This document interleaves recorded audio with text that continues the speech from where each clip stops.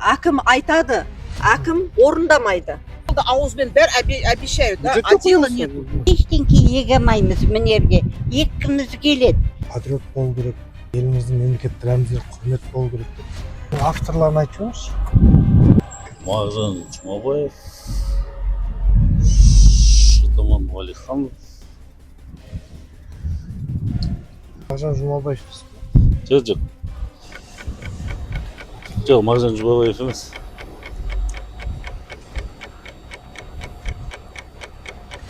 Білмейсіз бе жол? Кешіріңіз. Мемлекет басшысы айтқан Қазақстан акциясын, таза ауланы біз қалай қалыптастырамыз? Айналамыздың бәрі осындай ашық-шашық. Мына жақтан сиыр айдап келеді, ана жақтан айдап келеді. Бәрі кіріп, бәрі жеп кетеді. Тәкаппар адам, ол адам болмайды. Біз танимыз. Міне мен уәде берем, жылдың аяғына дейін осыны қоршап берем деді. Әрқайсына барып жалынамыз Құдайдай. Жергілікті бюджеттен бөле алмаймыз. Өткенде жиналыс болды. Жауап солай келді ме? Мен жауаптан көрген жоқпын. Енді арғы өздері соғыс. Маған ұнамайтыны әкімнің өзіңе қарама қарсы сөз деп өзіңе тиісетіні жаман да. Желеу табады да халыққа қарсы шығып жүреді. Сен өстіп айттың, сотқа берем. Или сен бүйтіп айттың, бүйтіп берем. Ремонт жасалған кезінде проектіде бізге қоршалған деп айтты. Қоршап береді сіздерге деді. Содан бері міне 10 жыл болды баябайт еткенімізге. Қанша не қылды. Әкім ауысты. Әрқайсына барып жалынамыз Құдайдай. Мінерге тюльпан егеді, гүл егеді, роза гүлдерді отырғызады, айнадай қылайды.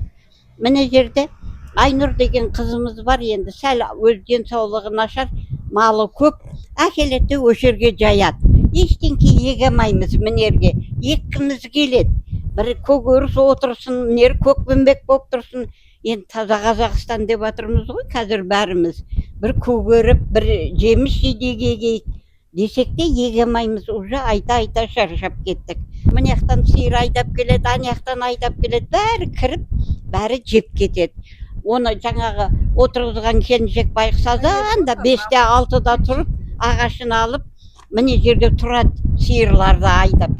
Жалынбаған адамымыз жоқ. Осы үйде біз 2014 жылдан бері тұрамыз. Тұрғын үй қатынастары заңы бойынша алғанбыз осы үйден, көп қабатты үйден. Міне сол кезде осы біздің қазіргі әкіміміз Асқар Айдарбеков Талғатбекович айтатын, мына домның сыртын өзін қоршауы бар сметалық құжатта деп. Мемлекет жасағанда осыны. Күрделі жөндеуден өтті ғой енді бұл үй. С нуля соғылмаған. Одан кейін өзі әкім болды 2 жылдан бері, биыл 2-ші жылға өтті, 22-ші жылдан бері.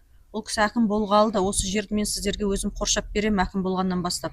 Өйткені бұл сметада бар құжат етін өзім тауып, жан-жақтан сұрап қоршап берем деп жүрген уәдесімен. Енді өткенде де дәл осы біз қазір осы жер тұрған жерімізде, мына қазір көрдіңіздер, қоқыс тастайтын орынға да ауылдың мәслихат депутаты, тұрғындар, ауыл әкімі, қоғамдық кеңестің мүшелері, төрағалары, ардагерлер барлығы келіп, бізде шағын осы көпқабатты тұрғындармен кездесу болған етін. Сол кездесу барысында да ауыл әкімі Асқар Талғатбекович айтқан болатын, бұл сметалық құжатта бар, мен сіздерге өзіміз ЖК-ға звондадық, аудандық ол жақта қаржы қарастырылған жоқ, местный бюджеттен өздеріңіз қарастырыңыздар, міне мен уәде берем, жылдың аяғына дейін осыны қоршап берем деді. Сөйтіп өздері есептеп 80 метр шықты, мына қоқысты ары қарай жылжытып, сол жылжытқан орыннан бастап мына бұрышқа дейін есептеген шаршысы 80 метр болған етін. Содан олар өздерінің местный ақшасынан есептеп порталға жариялап қоям деп, өткен аптаның жұма күнінде де әкімнің кабинетіне жиналыс болған осы бойынша, ол кезде де сол уәдесін берген етін. Кеше енді дүйсенбі күні мен олай істемейтін болдым, ақша жоқ деп тұр, түсінбеушілік. Одан кейін мен осы домның тұрғыны болғанымен Уәде береді, уәде орын алмайды дейсіз ғой жалпы. Әкім айтады, әкім орындамайды. Мен 80 метр әкім өз қоршап беретін болды. Г-образный қып, күл қоқысты тастайтын мына жерге дейін. Ал мына жер, мына тұстан ойын алаңдарын қоса ана жерге дейін балабақшаның сметасынан балабақшадан шыққан ескі қоршаулардан алып қоршалатын болып келіскен. Өзі қойып беретін болды, жұмысшыларды алып келіп, өзі сыртын краскілеп беретін болды. Оның бәрін біз айттық. Өйткені бұл көп қабатты үйде зейнеткерлер де тұрады, жалғызбасты адамдар да тұрады, мүгедек жандар да тұрады. Бірінің қалтасы көтерсе, екіншісінің қалтасы көтере алмайды. Осы бұл мәселеге дейін қаралған болатын. Мақұл, сіз бұны қойып бересіз, дегенмен оны ары қарай сетканы әкелгенмен оның қою жұмыстары, сырлау жұмыстары кімнің есебінен болады? Бұл жағында шешіп алайық дегенде, ол кісі сырлауын да барлығы өзім қолымнан деді. Өзім көмектесем деді, уәде берген. Хатты да былтырғы письменно жаздық. Облысқа барды, облыстан бұл кісіге келді, жаңа Асқар әкімімізге. Былтырғы августте ответ келді, жауабы. Сонда жаңа кісінің уәде берген спонсор тауып қойдық, Шымкент семзаводы. Не деп келген ол хат? Ол хатта енді сол бізге соқып берсін деген шығар. Сол жаңағы әкіміміздің уәде бергені осы жаңағы августте келді ғой хат, жауап. И сразу бізге ответ келді. Неғымаңыз уайымдемеңіз әпке, неғып береміз, жауап береміз, спонсор таптым. Қайдан деп ем, Шымкент семзаводы деді. Болды, Құдай қаласа, ноябрьге дейін, былтырғы жылы. Ноябрьге дейін жауап береміз деді. Ол қалды. Кейін тағы айттым, бір жыл өтіп кетті оған. өтіп кетті. Өнеген айттым, Асқар, ноябрьің өтіп кетті, не дейсің деп ем, ой, қыс болып қалды, қазір ақша жоқ. Табу керек спонсор. Енді сіздің уәдеңіз бар ғой дедім, Шымкент семзаводы көмектеседі деген деп ем. Олар отказ берді. Енді мына местный семзаводпен келістім деді. Солар жауап береді деді. Жарайды дедім, қашан деп ем, марттан бастаймыз деді. Биылғы жылы. Март өтті, бардым, апрель өтті. Одан кейін айтты, үйінде жабамыз деді. Болды деп, шынымен ба деп ем, шынымен деді. Үйінде өтті. Одан кейін қай айда айтты, октябрьда айтты. Ол да өтті. Міне ноябрь болғаннан кейін өткенде ауданның жиналыс аудан әкімі келген кезде мен соны көтердім. Осындай мәселе болып жатыр, балабақшаның ана ескі сеткісін алып жатыр. Оны бәрібір утилизацияға құртасыздар ғой, бізге беріңіздер соны. Біздің айланамыз қоршап берсе екен деп сұрандым. Сөйтем, әкім добро берді. Білім саласына айтты, басшысына. Кімге айтты? Әкімге айтты, неғып бермейсіздер ма, соны істеп берсеңіздер, көмектесіңіздер деп еді. Болды деді. Сол сәтте әкімнің өзі лично деп айтты. Оны қоя тұрыңыздар, бюджетте 2 миллион ақшамыз бар. Соған біз сіздерге соны сіздерге істеп береміз. Мына жерден 80 метр сіздерге істеп береміз, а мына жағына істей алмаймыз деді. 80 метрге ғана көмектесеміз, болды деді. Жауап береміз деді. Соған біз қуандық. Қуанғаннан кейін жаңағы кеше күні естіп жатырмын, қайтадан істеп бермейтін болды бізге қайтадан. Сол детсаттың сеткісін алсын да қоршап алсын депті. Біз қалай қоршап аламыз білмеймін. Әкімнен сұрақшы енді ол кісі хабардар. Асқар Талбекұлы, Соцвекент әкімі. А енді сетка мәселесі. Үй кондоминиум. Біз өз жағымыздан ақша бөлеміз. Өткенде балабақшаның Қарлығашының садигін өтінішін жазды. Қабылдап алсын, істеп алсын, берсін деп отырмыз. Бірақ енді бұл кісілер айтып отырғаны, бізге енді сол өкілін бәрін қойып бер деп отыр. Көрдіңіз бе? Өздері жабылып істесе де болады. 16 үй тұрады. Жалпы бұл кісілер айтып жатыр, жаңағы облысқа жазған кезімізде Түркістан облысынан жаңағы жауап келді.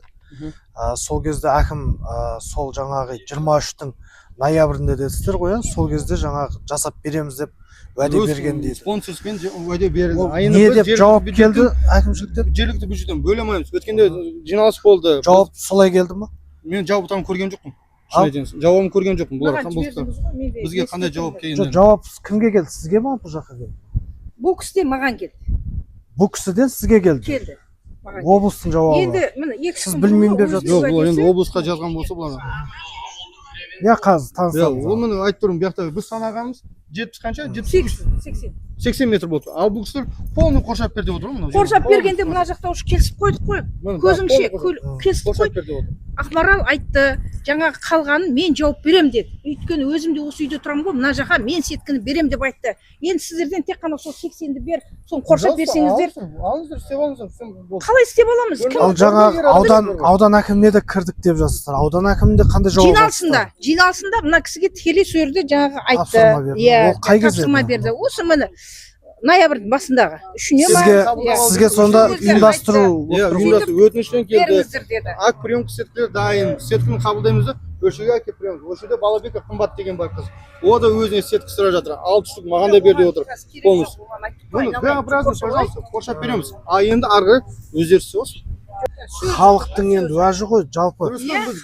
Сол кезде түсіндіру жұмысын жүргізбедіңіз ба деймін да. Г-образно қошап береміз. Болды. болды жоқ жаман деп айта алмаймын бірақ маған ұнамайтыны әкімнің өзіңе қарама қарсы сөз деп өзіңе тиісетіні жаман да. Әйтпесем жақсы жерлерде бар шығар, кейбір кезде жақсы сөйлесе әпке десе шелек болып қаламыз. Болды әпке қатырам десе оған да қуанамыз. Мен сізге сетканы алып береміз, садиктегін сеткін.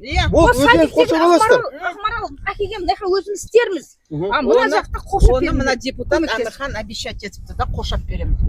Ол да ауызбен бәрі обещают, да, а дела нету. Бюджет Депутат тоже әпкеге мынандай қылып тастап істеп беремін. Жоқ, істей алмайды ол депутат. Депутат не істейді, корабли даже строить не умеет он. Жалпы енді бұл қорадан бөлек, машина тауып берем дейді. қорадан бөлек депутаттың, әкімнің жұмысына көңілдеріңіз тола ма, жалпылама? Жалпы Мен толмайды. Толмай ма? Әкімге ма, депутатқа ма? Депутатқа. Депутатқа. Кеше де вопрос көтердім да. Мен как активист со себе, верни мой поселок типа города, осы домдарды көтердім. Поликлиника, паркты, кеше парк пожар болып жатыр. Ол жақта да бастаған соны депутат дедім. Сіз соны қолдайсыз ба? Кімді? Өртеп жатқанды. Талдар өртеніпті. Иә, өртеп. Иә, бәрі. Тікенектер сол. Жаңалықта көрдіңіз Қоршау жаңалық керек. шықты ғой. Міне Сол жерде қоршау тал керек. жанып жатқан көрдіңіз ғой. Қазір міне Ванковкада кездестік қой, міне ояқтың аудан депутаттарға да айттым. Мына қазір жаңалықта шықты да бұл. Азат Ньюстан. Бұл садикте, садик. Ой, поликлиника. Это Сіздер мына жақты это жағыласыздар. нет, смотри, это уже внутри, да, пожар, да? А кешегі мынаны қара. Ішінде өртеген ғой, ол да бар. Вот смотри, кеше мына сырты мына Иә, пожарниктермен пожарниктер. Тұрды. Міне.